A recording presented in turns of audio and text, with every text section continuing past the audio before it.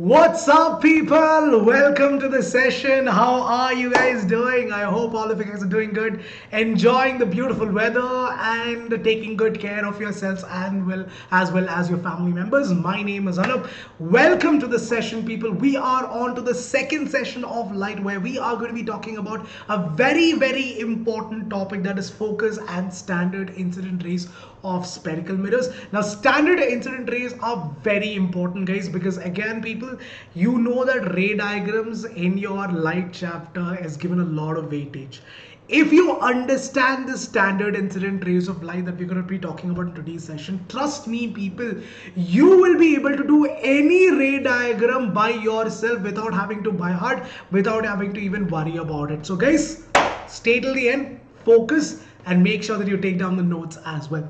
So yeah, people, I am going to start off this session with a very simple quote. The quote is this, guys: a goal without a plan is only a dream.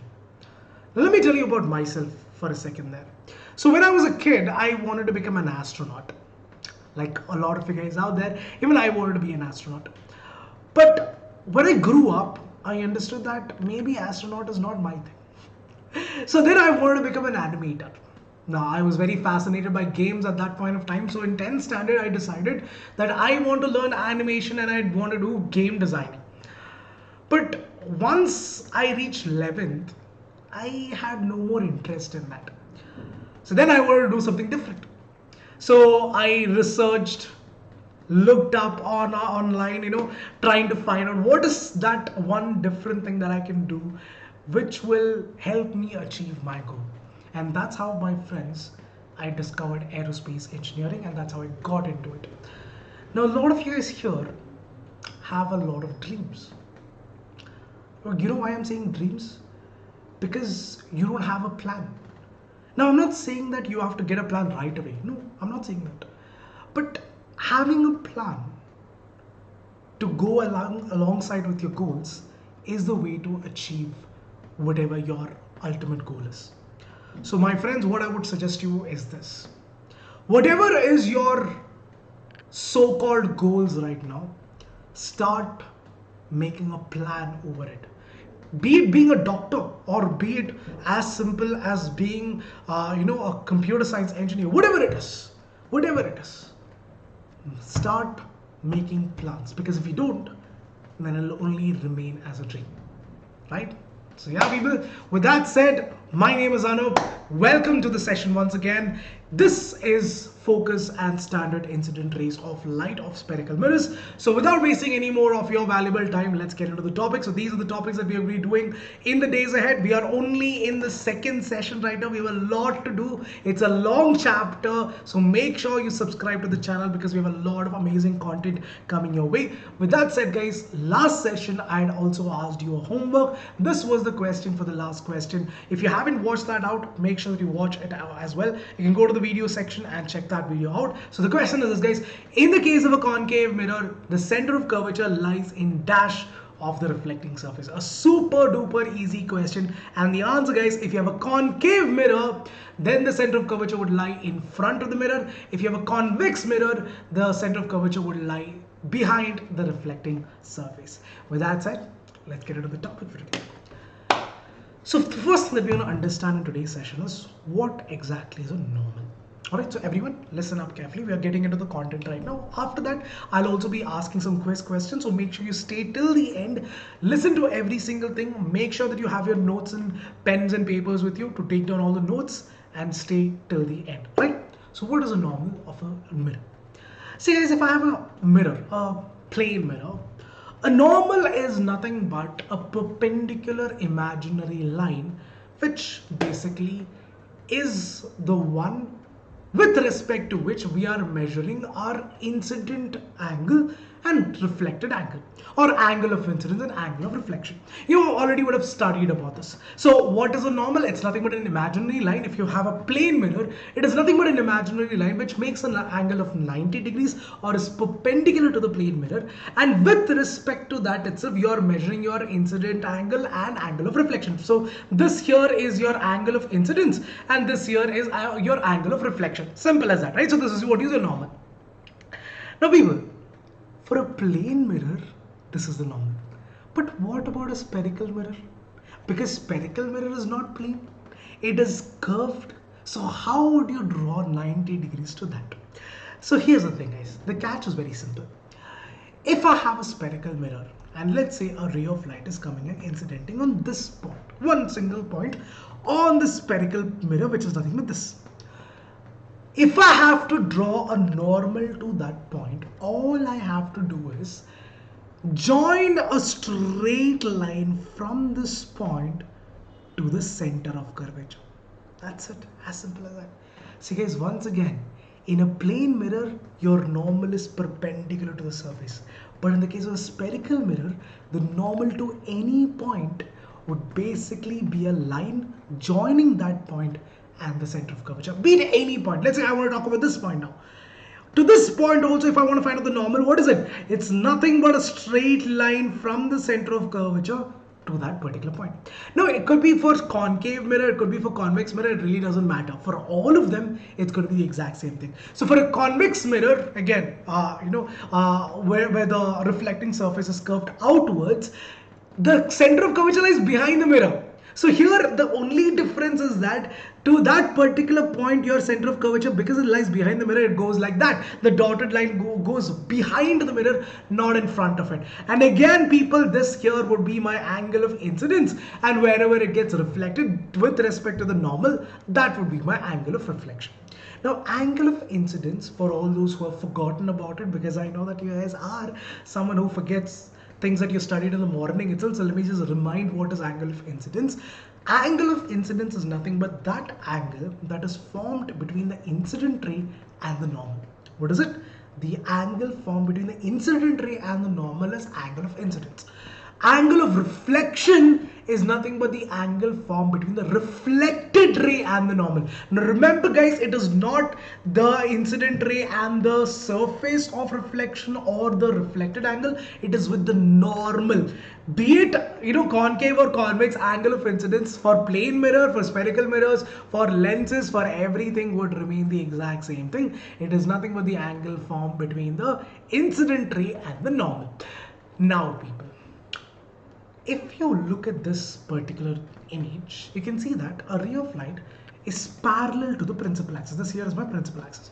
And another ray of light is also parallel to the principal axis. After reflection, this is my angle of incidence, this is my angle of reflection, this is my angle of incidence, this is my angle of reflection. If you notice very carefully, both those rays of light are meeting at a point on the principal axis after reflection. Apparently, both of them are meeting at the same point. Now, is it true only for these two rays of light? Absolutely not. Let's say if I have 4 or 5 rays of light also, if they are all parallel to the principal axis, after reflection, they are all meeting at a point on the principal axis. That point where these rays of light are meeting after reflection, that point, my friends, is what is called as what? The focus of the mirror. So be it concave or be it convex guys, after reflection, if the rays of light which are parallel to the principal axis are meeting at a point on the principal axis, that point is what is called as the focus. Now for a convex mirror, it's going to be a little different because why? The focus and the center of curvature lies behind the mirror. So if I have n number of rays of light like this, let's say I have 4 rays of light, all these rays of light after reflection are basically going the other way, right? So you can see this. They're all going the other way. Let me just use a different color. They're all going the other way. But when you extend these rays of light, you can see that when you extend them behind the mirror, they will all meet at the exact same point. And that point for a convex mirror, my friends, is nothing but your focus. So focus is nothing but that point on the principal axis where the rays of light are meeting after reflection, or appearing to meet after reflection, because here the rays of light are not actually meeting. When you're extending them, they are appearing to meet at a point on the principal axis. That is what is called as a focus. Simple. Now guys, there is a very important relationship between focus and radius of curvature.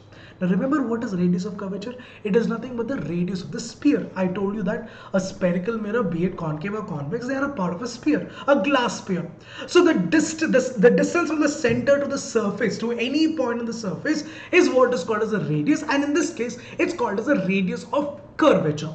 There is a tiny little relationship between focus and radius of curvature. Let me tell you that. So here's the thing, guys. This distance from center of curvature to the pole, that is to the midpoint of the mirror, is called as the radius of curvature. The distance from the focus to the pole is called as the focal length. This f here is nothing but the focal length, which is nothing but the length from the pole to the focus of that particular mirror. Now the relationship is this, guys. R is equal to 2f, or f is equal to r divided by 2. What it says is that for a certain mirror, the radius of curvature is twice that of the focal length, or the focus of a mirror is half that of the radius of curvature. For example, guys, if the radius of curvature of a mirror is 30 centimeter, then the focus is going to be 15 centimeter. If the radius of curvature of a mirror is 20 centimeter, then the focus is going to be 10 centimeter. So whatever is the radius, half of that for a particular mirror would be the focus. Now again, guys, this has been proved by certain experiments we have done in the past. They have proved without a doubt that this actually holds true. But again, guys, you don't have to you don't have to worry too much about it, because this is the relationship that you need to remember. You don't have to worry about how it came and where did it come from, what is the derivation of that. That is nothing of your concern right now. Just remember this relationship, f is equal to r by 2, where f is nothing but the focal length, r is nothing but the radius of curvature. Now people, we are getting into the crux of the matter. This is where things are going to get a little interesting. All right, standard incident rays of concave and convex mirrors. Now everyone, guys, listen up very carefully, because this is what you need to draw any ray diagrams that is given in your exams. So listen very carefully. See guys, for a concave as well as convex mirrors, there are three standard incident rays of light. Standard means that is going to hold true every single case. No matter what type of object it is going to hold true. It is going to always remain constant. For example, guys, the first one is this. If a ray of light is parallel to the principal axis, you see this here is the object. The ray of light is coming which is parallel to the principal axis, exactly parallel to the principal axis. Parallel means, again, it's equidistance, at any single point. If a ray of light is parallel to the principal axis, after reflection, this ray of light will pass through the focus, be it concave or be it convex. It will pass through the focus. This is the first standard incident ray. A ray of light parallel to the principal axis will pass through the focus. The second standard incident ray is if a ray of light is passing through the focus. In this case, you see this, the ray of light is passing through the focus. After reflection, it will become parallel to the principal axis. If a ray of light is passing through the focus, it will become parallel to the principal axis. If a ray of light is parallel to the principal axis, after reflection, it will pass through the focus. It's vice versa, people. And there is a particular reason for this, because, yes, guys, it is called as principle of reversibility. That is, light always follows the exact same path. So here in this case, the ray of light is passing through the focus. After reflection, it will become parallel to the principal axis. The last standard incident ray is if a ray of light is passing through the center of curvature, after reflection also it will pass through the center of curvature itself. Because again, guys, to this particular point, imagine a ray of light is passing through the center of curvature. To this point, where is the normal? The normal is nothing but this line itself. It will also be passing through the center of curvature. And if a ray of light is incidenting exactly at 90 degrees or 0 degrees in this case, what is the angle of reflection? That will also be 0 degrees. So a ray of light passing through the center of curvature after reflection will again get back into the exact same path. That means the reflected ray will also pass through the focus itself. So if you use these three standard incident ray, guys, trust me, you can do any ray diagram by yourself. And in most cases, you are going to be using this one, the third one, and the first one. In most cases, you'll be using that. In some cases, you'll be using this also, but in most cases, you'll be using 1 and 3. But yeah, all three are equally important. But I'm just giving you a heads up regarding the ray diagrams, right? So yes, guys, moving on to the convex lenses, the standard incident rays of convex lenses. It's also quite simple. Again, guys, you have three standard incident rays over here also.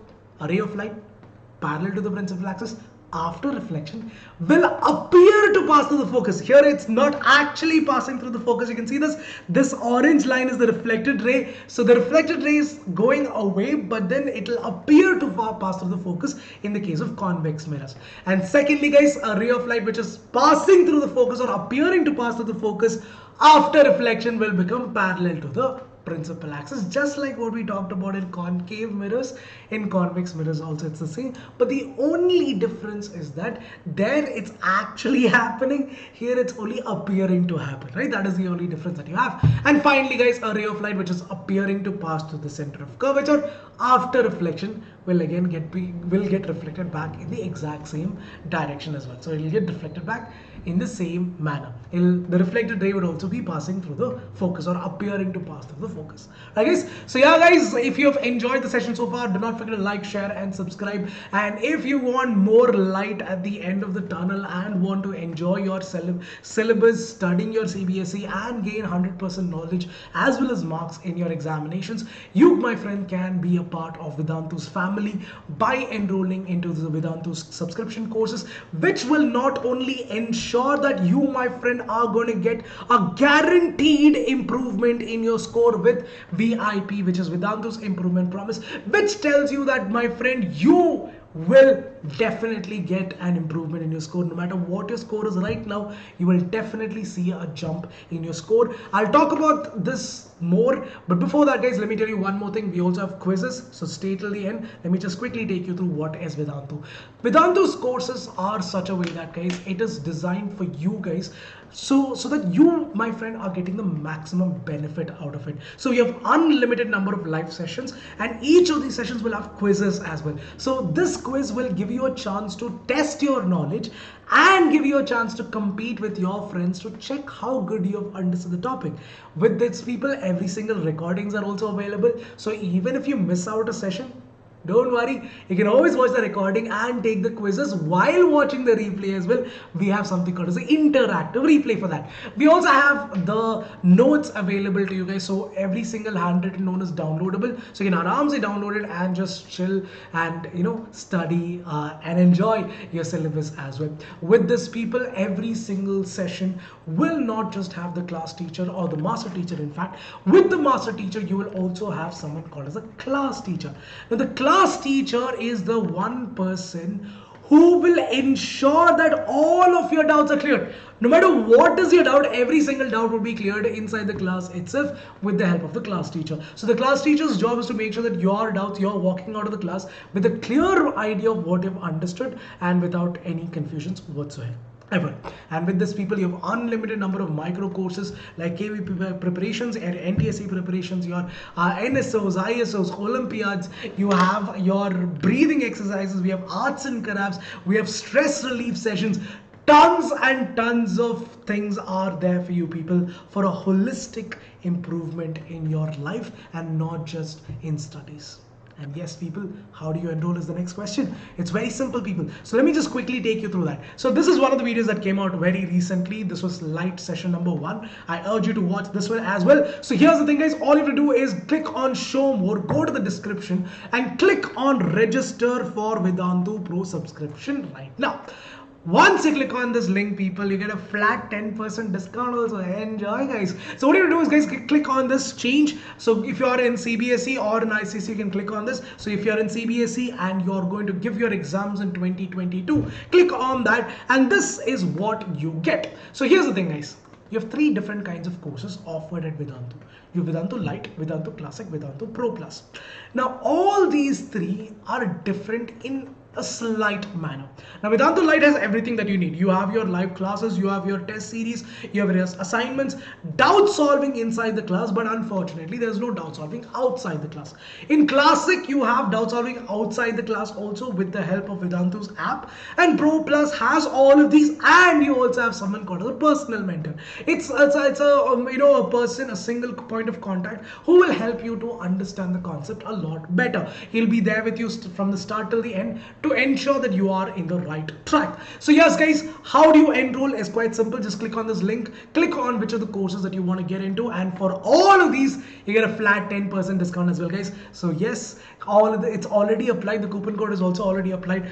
All of these price that you see is after the 10% discount. Now you might think that sir, it's a lot of money. 2,340 rupees for a month for Vedanta Lite is a lot of money, but think about it guys.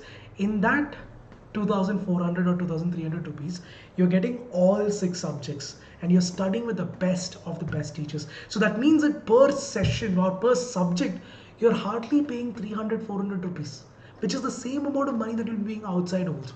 But the best part is that you can study in the comfort of your home and study with the best of the best teachers. Right guys, so yeah, Vedanta Lite, the 1 month program is 2,340 rupees. The year-long program is 29,699 rupees. Now you can check out all the details over here, all the subjects details, all the syllabus that we'll be covering in the days ahead. You can check out all the teachers, all the amazing teachers who's going to be teaching you. You can check out all of the syllabus, the timings of your sessions. You can check out all the the results that we have produced in the past, and you can also check out all the reviews of your friends, your colleagues, your seniors who have gone through the same program, right guys? All of that right here in that particular link. You can check it out for yourself and make a sound decision. With that said guys, let's now get into the quiz question to check if you guys have understood the concept or not, or were you just listening. And yes guys, let's get into it, right? So yeah people, let's get into the quiz time now. The first question is this. Now I'll be giving you about 5 seconds to read the question. Now I know that you might need a little longer, so what I would suggest is this: pause the video and answer it. Simple. Alright, so first question is, the focus lies behind the mirror in convex mirrors, concave mirror, silver mirror, or plane mirror. In which of these mirror would the focus lie behind the mirror? The answer in 5, 4, 3, 2, 1. It's convex mirror people, because in concave mirror it lies in front of it, in convex mirror it lies behind the mirror. Second question, the focal length of a spherical mirror is approximately equal to quarter the radius of the curvature, the half the radius of curvature, twice the radius of curvature, or is equal to the radius of curvature itself. You know the answer, the relationship people. In 5, 4, 3, 2, 1, we know that F is equal to what? R divided by 2. It's going to be half the radius of curvature. If the radius of curvature is 30, then focal length is going to be 50. That's it. Next one. Which of the following incident rays will reflect along the same path it is incident? Is it the ray parallel to the principal axis? Is it the ray passing through the focus? Is it the ray that is on the pole passing through the pole? Or is it a ray that is passing through the center of curvature? Which of these rays of light would reflect along the same path that of the incident ray? In 5, 4, 3, 2, 1, pause the video guys and answer the question. Do it yourself, but the answer in 3, 2, 1 is option number D. It is the one passing through the center of curvature, because a ray of light passing through the center of curvature after reflection will pass back in the exact same manner. Fourth question guys, here it is. If focus is located at 10 centimeter from the pole, what is the value of R? 10 centimeter, 20 centimeter, 30 centimeter, 40 centimeter? Super easy question guys. F is equal to R by 2. So you're asked to find out what is R over here. So what is F? F into 2 is equal to R. So R is equal to what? 10 into 2, which is what? 20 centimeter. Super easy question, no? And with that said guys, this is your homework question as well. Let me know what is the answer in the comment section. The question is, rays parallel to the principal axis meet or appear to meet at what? Let me know what is the answer in the comment section. That's all for today guys. Thanks a lot for joining today's session. Once again guys, this is what I want you guys to take away from today's session. Start making a plan for whatever is your goal in life, because if you don't do that, it'll just remain as a dream and you would wish that you had done something about it sooner. Don't have that regret, right? So thank you for joining guys. I'll catch you guys in the next session. Have a great day ahead. Make sure that you keep your family ones and yourself safe. I'll catch you guys in the next session. If you want to reach out to me, you can reach out to me on this anup.manoharan@vedanta.com. Until the next time we meet, bidding adios people. Take care. Have a great day ahead.